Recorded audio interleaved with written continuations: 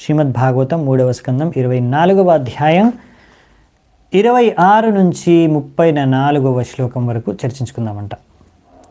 So ఇప్పటివరకు మనం చూసాము కర్దమముని ఇంకా దేవతి యొక్క వివాహం జరిగింది. తర్వాత 9 మంది కుమార్తెలు ఇంకా కపిలముని పుత్రుడు పుట్టారు, జన్మించారు. తర్వాత 9 మంది కుమార్తెలు 9 మంది ఋషులతో వివాహం చేసుకొని బ్రహ్మదేవుడి యొక్క ఆజ్ఞ ప్రకారం వాళ్ళందరూ కూడా వాళ్ళ ఇళ్ళలోకి వెళ్ళిపోయారు. ఇప్పుడు ఓన్లీ కపిలముని ఉన్నారు. ఇప్పుడు నెక్స్ట్ కర్దముని ఏంటంటే ఇప్పుడు సన్యాసం తీసుకునే నెక్స్ట్ ప్రయత్నం చేస్తున్నారు. సో ఎలా సన్యాసం తీసుకున్నారనే విషయాన్ని ఈరోజు రేపు మనం చర్చించుకుందాము. సో ముఖ్యంగా ఈరోజు చూసుకునే చర్చలో కర్దమముని ఇప్పుడు కపిలమునికి ప్రార్థన చేసుకుంటారు. తర్వాత ఆయన వినిపించుకుంటారు, ఎలాగైనా సరే నేను ఇప్పుడు ఇక సన్యాసాన్ని తీసుకోవాలనుకుంటున్నాను, మీ ఆజ్ఞ కావాలి.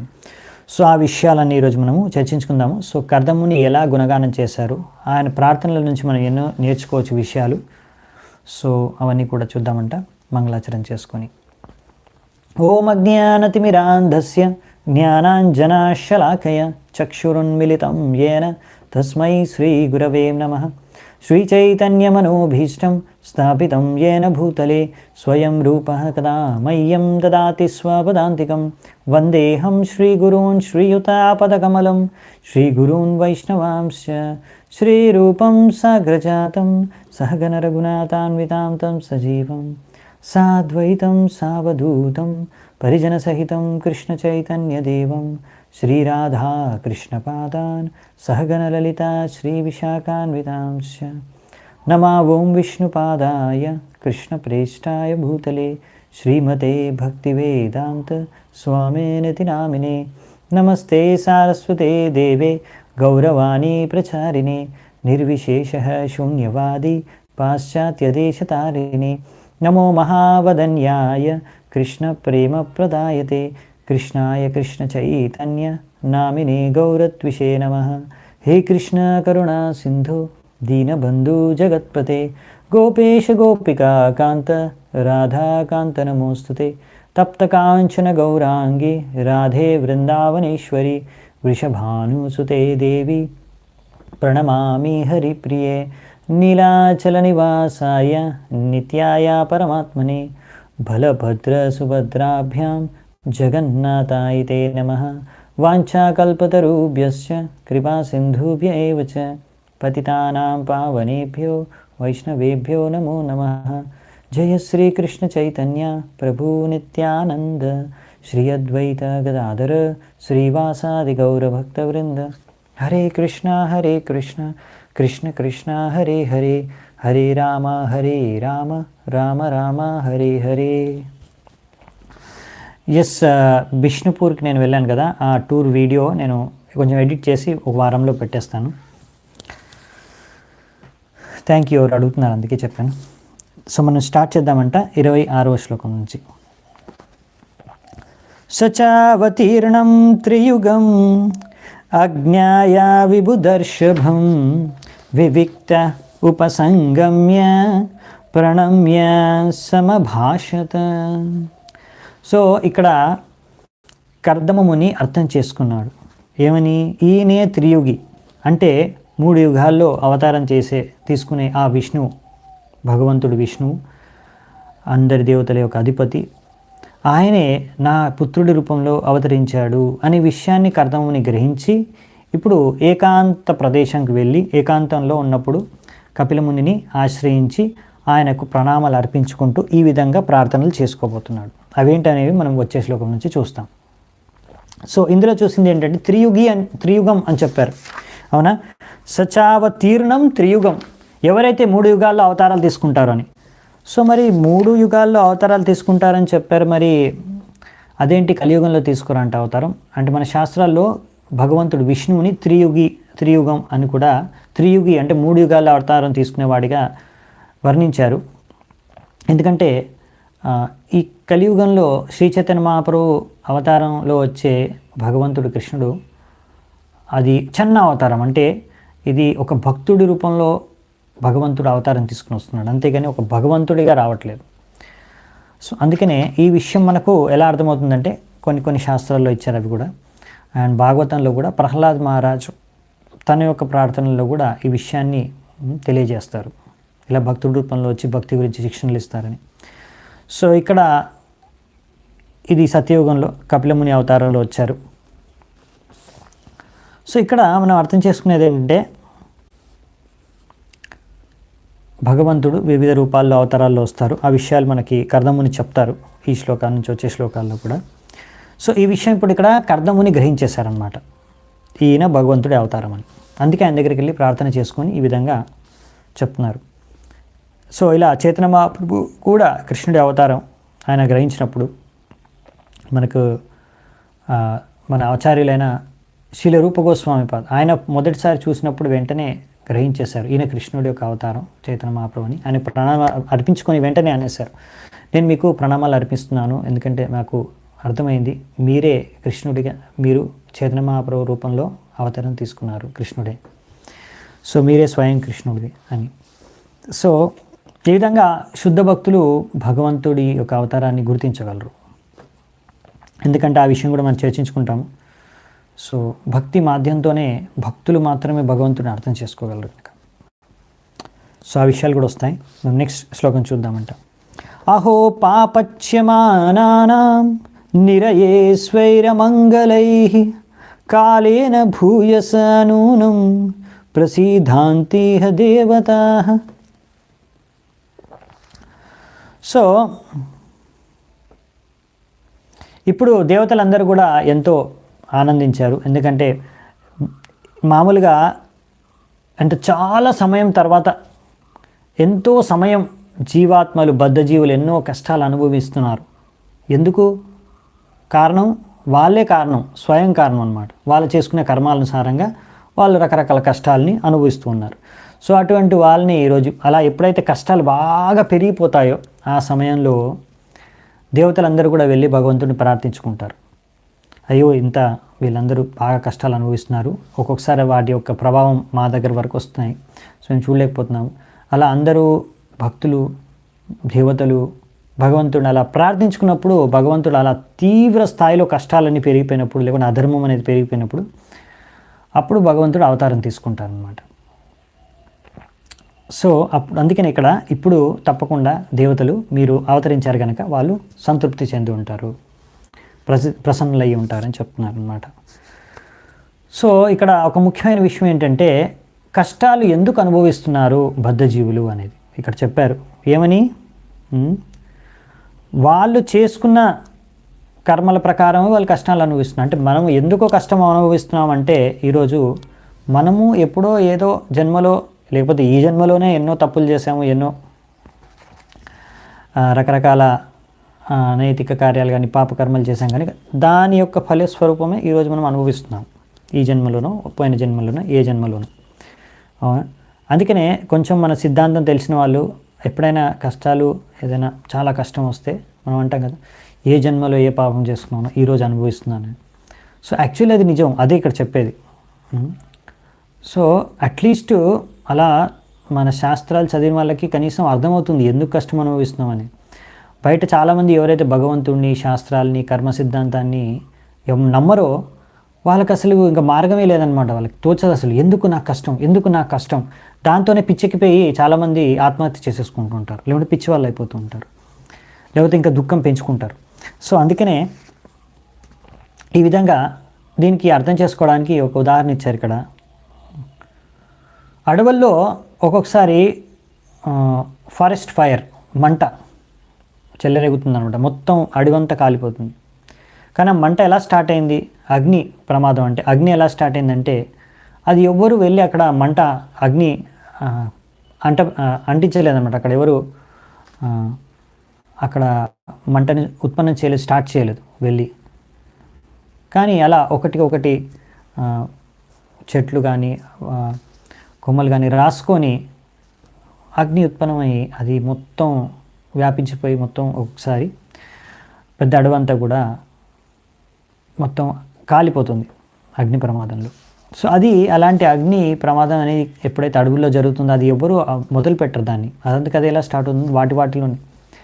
సో అలాగే ఇక్కడ కూడా ఈ యొక్క భౌతిక ప్రపంచంలో జీవాత్మలన్నీ కూడా వాళ్ళు చేసుకున్న కర్మల ప్రకారం వాళ్ళు కష్టాలు అనుభవించుకుంటూ వెళ్ళిపోతున్నారు. రకరకాల సుఖాలని కష్టాలని అనుభవించడానికి కోసమే మళ్ళీ జన్మ కూడా తీసుకుంటున్నారు. సో కానీ ఎవరైతే ఇప్పుడు భగవంతుడిని మరి దర్శించుకోవడం అనేది అంత సాధారణమైన విషయం కాదు, చాలా గొప్ప విషయం, చాలా కఠినమైన విషయం. అదే విషయాన్ని ఇక్కడ కర్దముని చెప్తున్నారు అన్నమాట. బహుజన్మ విపక్వేన సమ్యగ్ యోగ సమాధిన ద్రష్టుం యతంతే యతయః శూన్యాఘారేషు యత్పదం. ఇక్కడ ఏం చెప్తున్నారంటే బహుజన్మ విపక్వేన అంటే బహుజన్మ అంటే ఎన్నో జన్మలు తర్వాత, విపక్వేన పక్వేన అంటే పక్న అంటే మెచ్యూర్ అవ్వడం అంటే పరిపక్వత సాధించడం. అలా ఎన్నో జన్మల తర్వాత యోగ పద్ధతిలో సమ్యక్ యోగ సమాధిన అలా సంపూర్ణ యోగలో సమాధిలో విమగ్నం అయిపోయి అలా ఎన్నో జన్మల నుంచి చేసిన తర్వాత అలా పరిపక్వత చెందిన తర్వాత యోగ పద్ధతిలో ద్రష్టుం యతంతే యతతః అప్పుడు వాళ్ళకి దృష్టి చూడగలరు, మీ యొక్క పాదపద్మాల దర్శనం వాళ్ళకి కలగలదు. అలా ఎన్నో రోజులు వాళ్ళు ఏకాంతమైన ప్రదేశాల్లో వెళ్ళి కఠోరమైన యోగ తపస్సు చేసిన తర్వాత శూన్యాగారేషు యత్పదం. సో చాలామంది ఇలా యోగా ఎవరైతే అష్టాంగ యోగ విధి విధానం, సత్యయోగంలో అందరూ అదే చేసేది. సో అష్టాంగ యోగ విధి విధానం చేయడానికి ఏకాంత ప్రదేశంలోకి వెళ్ళాలి, నిర్మానుష్యమైన ప్రదేశాల్లోకి వెళ్ళాలి. అంటే ఎక్కడ వేరే మనుషులు లేని ప్రదేశానికి, అంటే అడవుల్లోకో కొండల్లోకో కోనల్లోకో హిమాలయాల్లోకో గుఫల్లోకో అక్కడ వెళ్ళి అలా తపస్సు చేసుకోవాలి అలాంటి ప్రదేశాల్లో. సో అంతేకాని ఇలా సిటీలో కూర్చొని అక్కడ వాడికి ఎంతో అంత ఫీజు కట్టేసి ఒక యోగా టీచర్కి కొన్ని యోగా ఆసనాలు నేర్చేసుకొని నేను యోగిని, నాకు యోగా వచ్చు, సర్టిఫికేట్ తెచ్చేసుకుని పెద్ద యోగా టీచర్ని అంటే సరిపోదన్నమాట. ఆ యోగా టీచరు ఆ యోగా స్టూడెంట్ అంతా బోగస్ అనమాట. ఎందుకంటే యోగా యొక్క పరిపక్వత పర్ఫెక్షన్ అంటే ఏంటి, ఎప్పుడైతే భగవంతుడిని దర్శనం చేసుకుంటామో అది యోగా యొక్క పర్ఫెక్షన్. మీరు యోగాలో పరిపక్వత సాధించారంటే భగవంతుడిని దర్శించుకుంటే, అది ఇక్కడ చెప్తున్నారన్నమాట. సో మరి భగవంతుడిని దర్శించుకోవడానికి, భగవంతుడి దర్శన ప్రాప్తి కోసం ఇలా ఎన్నో జన్మల తపస్సు యోగా చేస్తే అప్పుడు భగవంతుడి దర్శనం కలగవచ్చు. అటువంటిది అంటే భగవంతుడి దర్శన ప్రాప్తి అనేది అంతిమ లక్ష్యం యోగకి. సో ఇక్కడ పరిపక్వత అంటే యోగా భక్తి యోగ, యోగల పరిపక్వత భక్తి యోగ. ఎందుకు అంటే అది ఇప్పుడు మనం చూస్తాము. ఈ విషయం కర్దమని చెప్తారు, చాలా బాగా వర్ణిస్తారు. ఇది చాలా ఇంపార్టెంట్ పాయింట్ మనం అర్థం చేసుకోవడానికి. ఎందుకంటే ఎవరైనా అంటే ఇలా అదేంటండి మీరు హరే కృష్ణ వాళ్ళు ఇస్కాన్ వాళ్ళు యోగా అంటే భక్తి యోగా అని చెప్తారు, అసలు కాదు. యోగా అంటే అలా యోగాసనాలు ప్రాణాయామం ఇవన్నీ ఎక్సర్సైజ్లు చేయడం అంతే, దాంతో మన హెల్త్ బాగా ఉంచుకోవడం, అదే యోగా అంటే, ఇంక వేరే ఏం లేదు అని అలా మీకు వేరే వాళ్ళు బోధించవచ్చు. మరి మీరు కూడా అనుకోవచ్చు, అరే అవును మేము ఇస్కాన్ వాళ్ళం కాబట్టి ఇలా యోగా అంటే భక్తి యోగా అని చదువుకుంటామని. కాదు, యోగా యొక్క అంతిమ లక్ష్యం భక్తి యోగానే. యోగలో పరిపక్వత సాధించమంటే భగవంతుడిని దర్శించుకోవడం. సో భక్తి యోగా అనేది చాలా ఉన్నతమైన పరిపక్వ స్థాయి. యోగాలో పరిపక్వత చెందిన తర్వాత వాళ్ళు అంతిమంగా భగవంతుడిని దర్శించుకోవాలి అంటే భక్తి యోగను ఆశ్రయించాల్సిందే. సో భక్తి యోగా అనేది అన్నిటికన్నా టాప్ అన్నమాట యోగాలో. ఒకవేళ ఒక వ్యక్తి అలా భగవంతుని దర్శించుకోలేకపోతే అంటే అతను యోగాలో ఇంకా పరిపక్వత సాధించలేదని. సో ఎవరైనా అన్నారు నాకు యోగా వచ్చా అంటే మరి మీరు భగవంతుని దర్శించుకుంటే అప్పుడు యోగా వచ్చిందని చెప్పొచ్చు. సో కానీ అలా అది చాలా బహునాం జన్మనామంతే జ్ఞానవాన్ మాం ప్రపద్యతే వాసుదేవ సర్వమితి సమహాత్మ సుదుర్లభ అని భగవద్గీతలో కృష్ణుడు అంటారు. ఎన్నో జన్మల తర్వాత అర్థం చేసుకోగల ఒక వ్యక్తి అతనికి తెలివి వస్తుంది, అరే కృష్ణుడే భగవంతుడు వాసుదేవుడే, ఈయన్ని అర్థం చేసుకోవడమే జీవిత లక్ష్యం. అన్ని శాస్త్రాలు వాసుదేవం సర్వమితి. సో అన్ని శాస్త్రాల యొక్క లక్ష్యం కూడా అదే, యోగ యొక్క లక్ష్యం కూడా అదే. సో అది ఎలా సాధించవచ్చు అంటే భక్తి ద్వారా. ఆ విషయాలు కూడా మనకు వస్తాయి. సయేవ భగవానధ్య హేళనం న గణయ్యనః గృహేషు జాత గ్రామ్యానాం యస్వానాం పక్షపోషణః. ఇక్కడ ఏం చెప్తున్నారంటే మీరు ఏమాత్రం ఇప్పుడు కపిల మునికి అంటున్నారన్నమాట, మీరు ఏమాత్రం మాలాంటి గృహస్థుల ఇంట్లో కూడా మీరు నాకు పుత్రుడి రూపంలో వచ్చారు.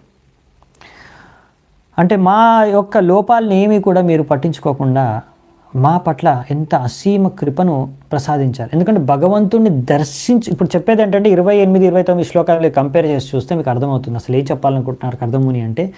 ఎన్నో జన్మలో యోగ తపస్సులో పరిపక్వత సాధించిన తర్వాత మీ పాదపద్మాల దర్శనం కలిగడు, అంత దుర్లభమైన మీ దర్శనమే. అటువంటిది మీరు స్వయంగా నాలాంటి ఇప్పుడు గృహస్థ ఆశ్రమంలో ఉన్న నా ఇంటికి నా లోపాలన్నీ కూడా పట్టించుకోకుండా మీరు డైరెక్ట్గా నా ఇంట్లోనే నా పుత్రుడి రూపంలో అవతరించారు. అంటే ఇది మీ ఎంత అసీమ కృప. దర్శనానికి అన్ని యోగ జన్మలు, అన్ని ఎన్నో జన్మలు తపస్సు చేయవలసింది నాకు ఇంత సులభంగా మీ యొక్క దర్శన ప్రాప్తే కాదు, మీరు పుత్రుడి రూపంలో వచ్చేసి మా ఇంట్లో దర్శనమిచ్చారు. మరి అంటే ఇది ఎంత పెద్ద కృప. ఎందుకు ఇక్కడ అదే రాస్తున్నారు, ఏమని? యస్వానం పక్ష పోషణ. ఇది ఎవరి కోసం? భగవంతుడు తన భక్తులను పాలన పోషణ చేయడం కోసం, తన భక్తుల్ని పోషించడం కోసం పక్ష పోషణ, తన పక్షంలో, భగవంతుడి పక్షంలో అంటే భగవంతుడిని ఆరాధించుకునే భక్తులని పోషించడం కోసం, వాళ్ళని సంరక్షించడం కోసం, వాళ్ళని పాలించడం కోసం, వాళ్ళని సంతృష్టిపరచడం కోసం ఇక్కడ భగవంతుడు ఇలా పుత్రుడి రూపంలో కూడా వస్తున్నాడు. అంటే భక్తి యోగ అనేది ఎంత ఉన్నతమైనది కాదు, ఎంతో సులభమైనది కూడా. ఈ రెండు విషయాలు మనకి ఈ శ్లోకం నుంచి అర్థమవుతున్నాయి అన్నమాట. అంటే ఒక గృహస్థాశ్రమంలో ఉండి ఒక గృహస్థుడు కూడా భగవంతుడిని ప్రాప్తించుకోవచ్చు ఈ యొక్క భక్తి యోగ మాధ్యమంతో. అది ఈ యొక్క శ్లోకంలోకి ప్రత్యేక అర్థం అన్నమాట. ఎందుకు అంటే అదేంటి అలా అంత సులభంగా ఎలా భగవంతుడు వచ్చేయగలడు? అక్కడ అన్ని కష్టాలు పడి అన్ని యోగ తపస్సులు చేసిన తర్వాత ఆయన దర్శనం ఇస్తున్నాడు, ఇక్కడేమో ఇంత ఈజీగా భగవంతుడిని ప్రాప్తించుకోవచ్చు అంటున్నారు భక్తి యోగం చేసి. అంటే ఇంట్లో ఉండి కూడా, అంటే భగవంతుడు ఎక్కడుంటారంటే ఎక్కడైతే తన భక్తులు తన గుణ రూప మహిమల్ని గుణగానం చేస్తూ ఉంటారు, గుణరూప నామ మహిమల్ని లీలల్ని చర్చించుకుంటూ ఉంటారో, గుణగానం చేస్తూ ఉంటారో, అక్కడ భగవంతుడు ఉంటాడు. అందుకే భక్తుల ఇంట్లో భగవంతుడు జన్మిస్తాడు. ఎందుకు? ఒక భక్తుడు అంటే తల్లిదండ్రులు భక్తులైతే వాళ్ళనే భగవంతుడు తల్లిదండ్రులుగా స్వీకరిస్తారు. ఎందుకంటే వాళ్ళు ఆరాధించుకుంటున్నారు, వాళ్ళు కోరుకుంటున్నారు, ఎప్పుడు ఆయన తలుచుకుంటున్నారు, కాబట్టి అక్కడ ప్రత్యక్షమవుతాడు భగవంతుడు. సో అలా ఎక్కడ భగవంతుడిని అందరు తలుచుకుంటారో, ఎక్కడ భగవంతుడిని ఎప్పుడు కీర్తిస్తూ ఉంటారో అక్కడే భగవంతుడు. ఎందుకంటే భగవంతుడు భక్తవత్సల. మీరు చూసారా, భక్తవత్సల అని భగవద్గీతలో కూడా అన్నారు, ఇంకా వేరే చాలా దగ్గర శాస్త్రాల్లో చెప్పారు. భగవంతుడిని భక్తవత్సల అన్నారు, అంతేగాని యోగి వత్సల, జ్ఞానవత్సల అని ఎక్కడ అనలేదు. అవునా అనే విషయం ఇక్కడ ప్రభుపాల ద్వారా రాస్తున్నారు. ఎందుకంటే భగవంతుడు భక్తవత్సల, అలా భక్తుల్ని ప్రసన్నం చేయడం కోసం అనేసి అలా వాళ్ళ ఇంట్లో కూడా అవతరిస్తాడు. ఆ విషయాన్ని మళ్ళీ కూడా కర్దముని చెప్తారు, మనం చూద్దామంట.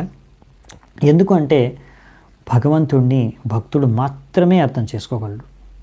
భక్త్యా మాం అభిజానంతి అని కృష్ణుడు భగవద్గీతలో అంటాడు.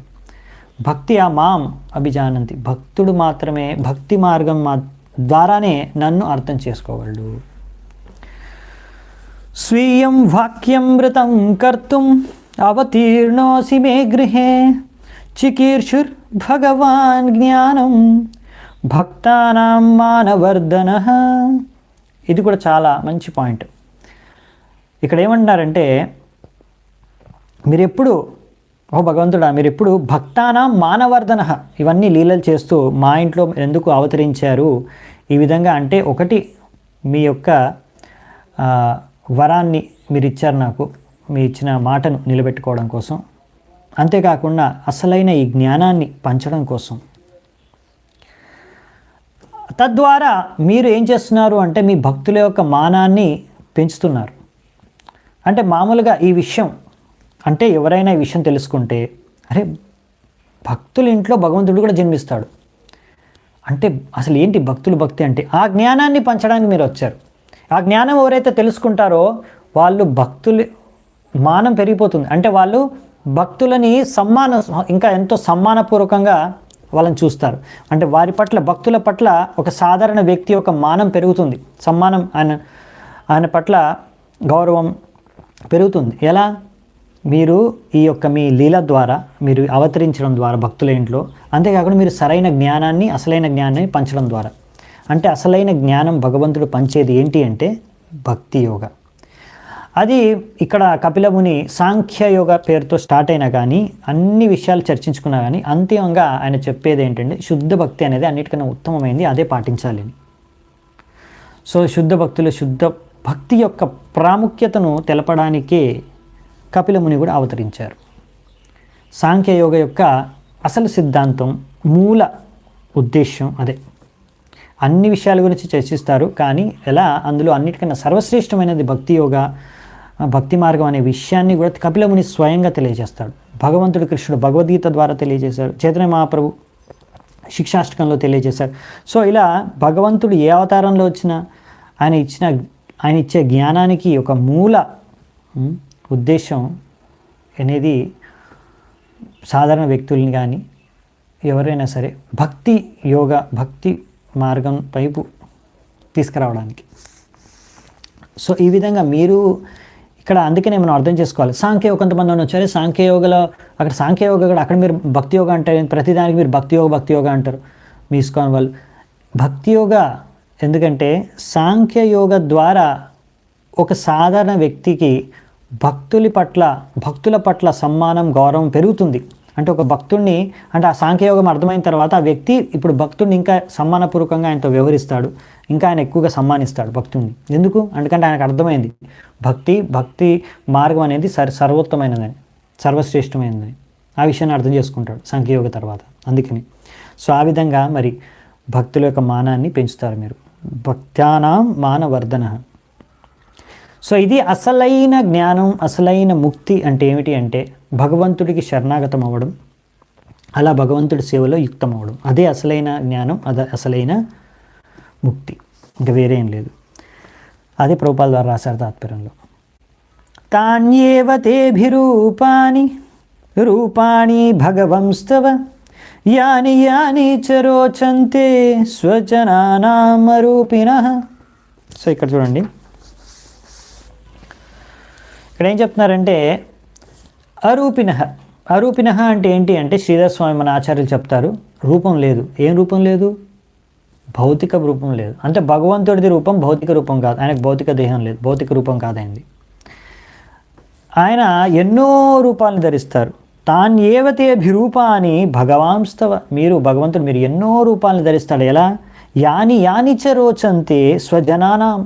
స్వజనుల కోసం, స్వజనులు అంటే తన భక్తుల కోసం, తన భక్తుల అభిరుచి ప్రకారం, తన భక్తులు ఎలా కోరుకుంటే తన భక్తుల్ని సంతృప్తిపరచడానికి భగవంతుడి అనంత రూపాలు ఉన్నాయి. భగవంతుడు అనంత రూపాల్లో వారికి దర్శనమిస్తాడు. ఏ రూపంలో వాళ్ళు తలుచుకుంటే ఆ రూపంలో భగవంతుడు వాళ్ళకి దర్శనమిస్తాడు. ఇవన్నీ కూడా తన యొక్క ఆధ్యాత్మికమైన దివ్య రూపాలు. తద్వారా భగవంతుడి ఆ రూపం చూసి భక్తులు మోహితులైపోతారు, సంతుష్టులైపోతారు, భగవంతుడి యొక్క రూపం పట్ల ఆకర్షితులైపోతారు. సో అందుకనే బ్రహ్మదేవుడు కూడా అంటారు కదా, అద్వైతమచ్యుతమనాదిమనంత రూపం.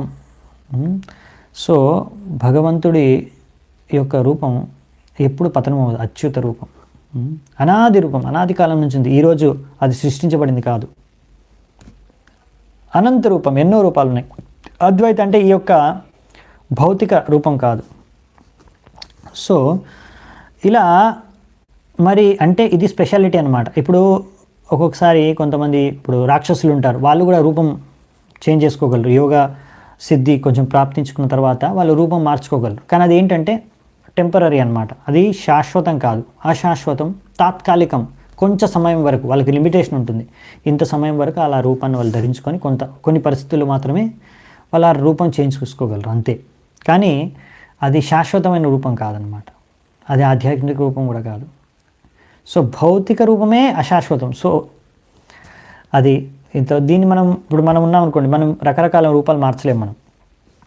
సో భగవంతుడిది ఏంటంటే ఆధ్యాత్మిక రూపాలు అవన్నీ కూడా అనాది కాలం నుంచి ఉన్నాయి, అనంతకాలం నుంచి అనంత రూపాలు ఉన్నాయి. అదే ఇక్కడ రాస్తున్నారు అనమాట. సో అంటే ఇక్కడ ఒక ఉదాహరణ ఇస్తున్నారు ప్రభుపాల ద్వారా హనుమంతుడిది. ఇప్పుడు హనుమంతుడు ఉన్నాడు అనుకోండి, హనుమంతుడికి తెలుసు లక్ష్మీనారాయణ సీతారాములు ఒక్కటే అని. లక్ష్మీనారాయణ సీతారాములు ఒకరే. సీతకి లక్ష్మీదేవికి ఏమాత్రం వ్యత్యాసం లేదు, తేడా లేదు. అలాగే నారాయణుడు రాముడు కూడా అభిన్నమని. కానీ ఆయనకు సీతారాములు అంటేనే ఇష్టం. ఆ భగవంతుడిని శ్రీరాముడి రూపంలోనే ఆయన ఆరాధించుకుంటాడు. అది ఆయన చాయిస్, ఆయన అభిరుచి. ఆయన రాముడి యొక్క రూపం పట్లనే ఆయన ఆకర్షితుడు. ఆయన ఆ రాముడి రూపంలోనే ఆయన ఆరాధించుకుంటాడు. అది హనుమంతుడు యొక్క ఉదాహరణ. ఆయనకు తెలిసినా కానీ అన్ని అవతారాలు కానీ అన్ని రూపాలు కానీ సమానమైన కానీ అది హనుమంతుడి యొక్క ప్రత్యేకత. సో అలా అని రాముడు రూపం అనేది కూడా ఆధ్యాత్మిక రూపం. అది ఎల్లప్పుడూ అయోధ్య ధామం అనేది వైకుంఠ లోకాల్లో కూడా ఉంది. ఆధ్యాత్మిక లోకాల్లో అయోధ్య ధామం ఉంది, అక్కడ ఎల్లప్పుడూ రాముడు ఉంటాడు. సో అలా ప్రతి అవతారం కూడా, ఎన్ని అవతారాలు ఉన్నాయి అన్ని అవతారాలు కూడా ఆధ్యాత్మిక లోకాల్లో రకరకాల గ్రహాల్లో ఆ అవతారాలన్నీ కూడా శాశ్వత రూపంలో నివసమై ఉంటాయి. సో కనుక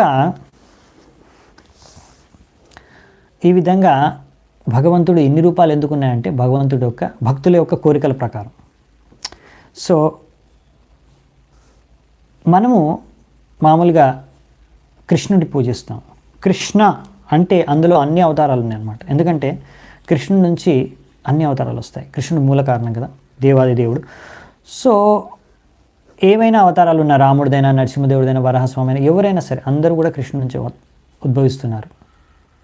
ఈ విషయం నేను చెప్పట్లేదు, బ్రహ్మదేవుడు స్వయంగా చెప్తున్నాడు బ్రహ్మ సంహితలు. రామాది మూర్తిషు కళానియమేన తిష్టం నానావతారమకరోధ భువనేషు. సో ఇలా ఎన్నో అవతారాలు ఉన్నాయి భగవంతుడివి. రామాది మూర్తిషు కళానియమేన తిష్టం. కానీ ఇవన్నిటికీ కూడా మూల కారణం కృష్ణుడు. కృష్ణుడి నుంచి అన్ని అవతారాలు వస్తున్నాయి. సో ఇలా కృష్ణుడి నుంచి అన్ని అవతారాలు వస్తున్నాయి. కానీ అన్ని అవతారాలు సమానమైన శక్తితో ఉన్నవి. అలాగనేసి ఒక అవతారంకి తక్కువ శక్తి ఉంది, ఇంకో అవతారంకి ఎక్కువ శక్తి ఉంది, అలానేం కాదు. సో మనం కృష్ణుడు అన్నప్పుడు అన్ని అవతారాలని మనం ఆరాధిస్తున్నాం. సో ఏ అవతారాన్ని మనం కృష్ణుడు ఏ అవతారాన్ని మనం ఆరాధించుకోవచ్చు. అది అందుకని భగవంతుడు ఇన్ని రూపాల్లో ఇన్ని అవతారాల్లో మనకి దర్శనమిస్తున్నాడు. సో ఈ విషయం మనం అర్థం చేసుకోవాలన్నమాట. ఇది ఇక్కడ చెప్తున్నారు. సో నెక్స్ట్ 32వ శ్లోకం. త్వాం సూరిభిస్తత్వభూవత్స్యాద్ధ సదా వివాదార్హన పాదపీఠం ఐశ్వర్య వైరాగ్య యశోవబోధ వీర్యశ్రియా పూర్తమహం ప్రపద్యే. ఇప్పుడు ఇక్కడ కర్దమముని భగవంతుడికి శరణాగతుడవుతున్నాడు ఈ శ్లోకంలో. ఎందుకు శరణాగతి, ఎందుకు ఆయన కపిలమునికి శరణాగతుడు అవుతున్నాడు అంటే ఆయన అర్థం చేసుకున్నాడు కపిలముని భగవంతుడని. అదే చెప్తున్నాడు ఇక్కడ. మీ పాద పద్మాల్ని ఎంతోమంది గొప్ప గొప్ప ఋషులు మునులు ఆరాధించుకుంటూ ఉంటారు. ఎవరైతే మిమ్మల్ని అర్థం చేసుకున్నారో అర్థం చేసుకోవాలనుకుంటున్నారో మీ గురించి. ఎందుకు అంటే మీరు సంపూర్ణంగా మీకు ఈ ఐశ్వర్యాలు ఉన్నాయి. ఒకటి ఐశ్వర్యం, ఇంకోటి వైరాగ్యం, ఇంకోటి యశస్సు. ఇది ఆధ్యాత్మిక రూపంగా అన్నీ. ఇంకా వీర్యస్ అంటే స్ట్రెంగ్త్, శక్తి. శ్రియ అంటే సౌందర్యం. ఇవన్నీ కూడా మీలో సంపూర్ణంగా ఉన్నాయి. సంపూర్ణంగా ఉన్నాయి. అహం ప్రపద్యే. అందుకే నేను ఈరోజు మీకు శరణాగతుని అవుతాను. ఎందుకంటే భగవంతుడు అంటే ఇలా షడైశ్వర్యాలన్నీ కూడా ఉండాలి కదా. సో ఈ షడైశ్వర్యాలు మీలో సంపూర్ణంగా ఉన్నాయి. మీరే భగవంతుడే. గొప్ప గొప్ప మునులు కూడా మిమ్మల్ని ఆరాధించుకునేది. అందుకనే నేను మీకే శరణాగతుడిని అవుతున్నాను అంటే ఇక్కడ కన్ఫర్మ్ కర్దముని చెప్పడమే కాదు, ఆయన శరణాగతుడు కూడా అవుతున్నాడు అన్నమాట. పరం ప్రధానం పురుషం మహాంతం కాలం కవిం త్రివ్రతం లోకపాలం ఆత్మానుభూత్యానుగత ప్రపంచం స్వచ్ఛంద శక్తిం కపిలం ప్రపద్యే. ఇక్కడ ఏం చెప్తున్నారంటే మళ్ళీ చెప్తున్నారు కపిలమునిని, మీరే ఆ భగవంతుడు. అందుకే నేను మిమ్మల్ని మీకు శరణాగతుని అవుతున్నాను. ఇంకా గుణగానం చేస్తున్నారు. ఎలాగైతే భగవంతుడు స్వతంత్రుడు, మీరు కూడా అలా స్వతంత్రులు, అందరికన్నా శక్తిమంతులు, ఆధ్యాత్మిక శక్తి ఉంది మీకు. మీరే ఈ యొక్క మొత్తం అంత విశ్వానికి సృష్టికి అధిపతి, సృష్టికర్త.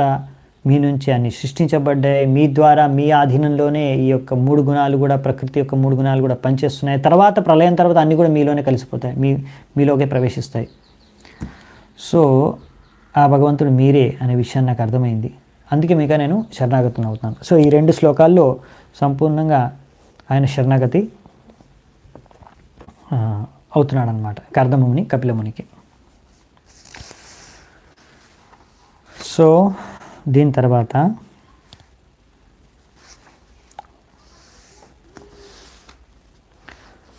నెక్స్ట్ మనము 34th శ్లోక చూసి ముగిద్దామంట.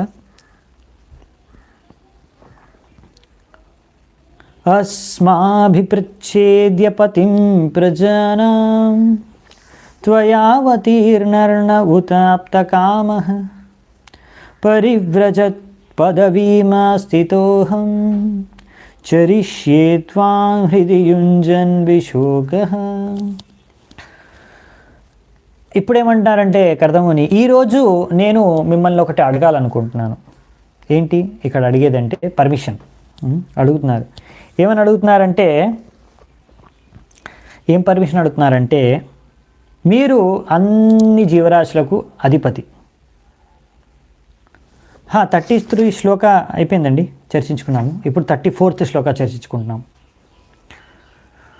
సో ఇప్పుడు మీ ద్వారా నేను ఇప్పుడు ముక్తుడిని అయిపోయాను. దేని నుంచి? రుణం. నా పితృల పట్ల, నా పిత పట్ల ఉన్న రుణం నుంచి నేను ముక్తుడిని అయిపోయాను. అంతేకాకుండా మీ యొక్క ఆశీర్వాదంతో మా యొక్క అన్ని కోరికలు తీరిపోయాయి. ఇంకా ఇప్పుడు నేను సన్యాసం స్వీకరించడానికి నిర్ణయించుకున్నాను.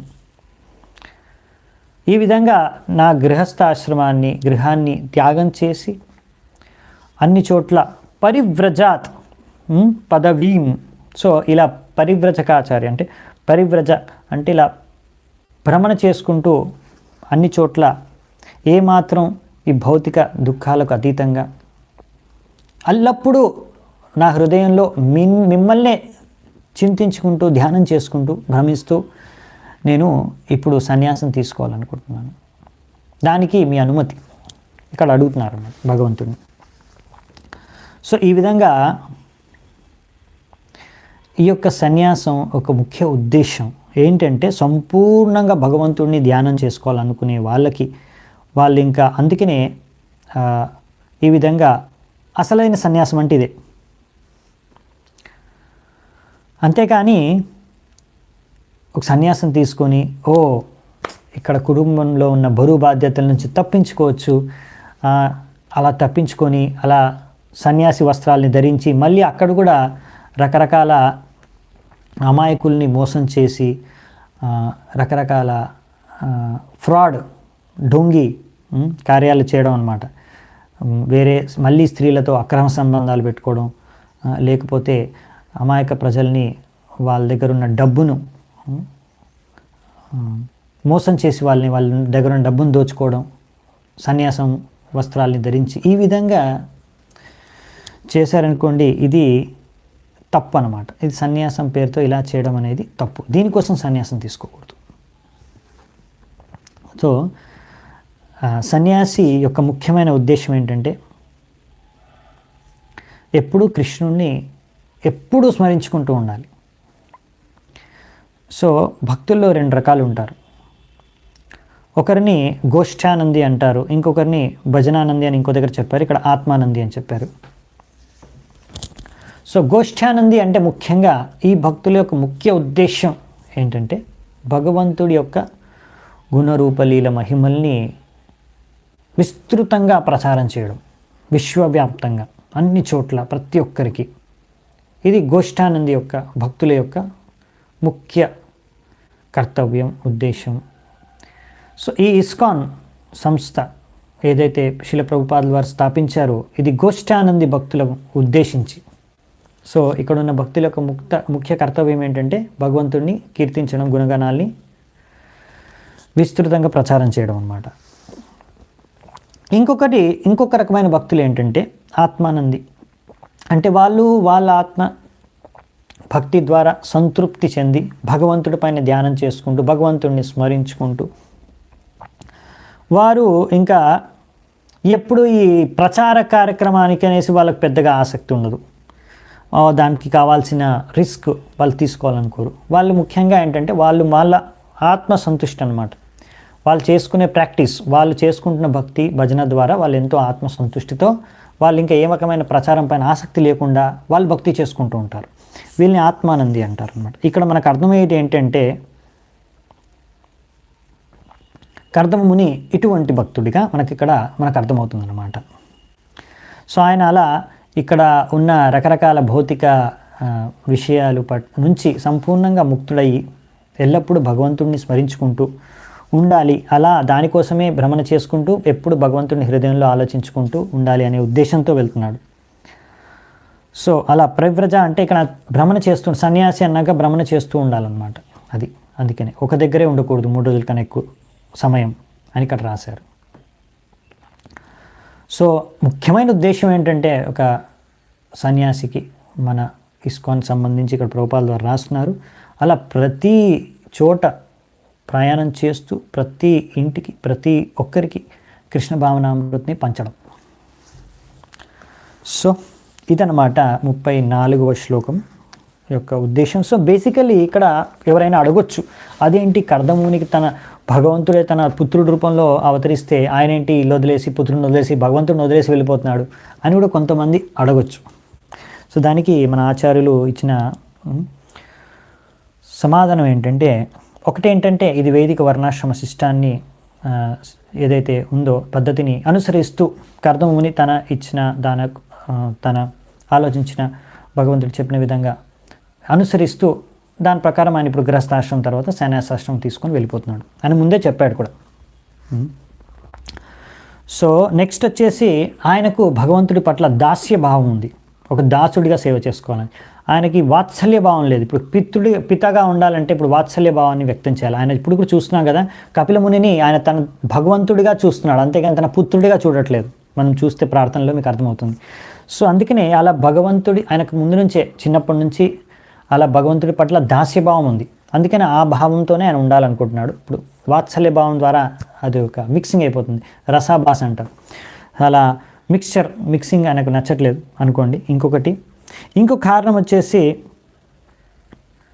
భగవంతుడు ఇప్పుడు తన పుత్రుడి రూపంలో వచ్చినా భగవంతుడేమి శాశ్వతంగా ఆయన పుత్రుడి రూపంలో ఇక్కడ అలాగే భౌతిక ప్రపంచంలో ఆయనతో పాటే ఉండడు. కొన్ని రోజుల తర్వాత కపిలముని కూడా ఆయన త్యాగం చేసి వెళ్ళిపోతాడు, ఇల్లుని త్యాగం చేసి వెళ్ళిపోతాడు. సో ఎలాగైనా ఒక్క సమయం తర్వాత ఆయన కూడా త్యాగం చేసి వెళ్ళిపోతాడు. సో నేను ఎలాగైనా ఈ ఇంటిని త్యాగం చేయాల్సిందే, సో ఇప్పుడే త్యాగం చేసేస్తాను. ఇంకోటి ఏంటంటే ముఖ్యమైన విషయం ఏంటంటే ఎల్లప్పుడూ మనం భగవంతుడిని ఆరాధించుకోవడం, గుర్తుంచుకోవడం నిరంతరం, అది ముఖ్యమైన విషయం. సో అది నేను ఎప్పుడూ చేసుకుంటూ ఉంటాను ఈ విధంగా. ఇది కర్దముని యొక్క ఉద్దేశం అన్నమాట. ఎందుకు ఆయన భగవంతుడే తన పుత్రుడి రూపంలో తన ఇంట్లో జన్మించిన తర్వాత కూడా ఇల్లుని త్యాగం చేసి వెళ్ళిపోయాడు అనే దానికి. ఓకే, సో ఈరోజు మనం దీన్ని ఇక్కడే చర్చను ముగిద్దామంట. చాలా చాలా ధన్యవాదాలు. శ్రీల ప్రభుపాదికి జై, గ్రంథరాజ్ శ్రీమద్ భాగవతం కి జై, సమవేత గౌర భక్త బృందికి జై, నిదాయ్ గౌర్ సీతనాథ్ ప్రేమానంది హరి హరి బోల్.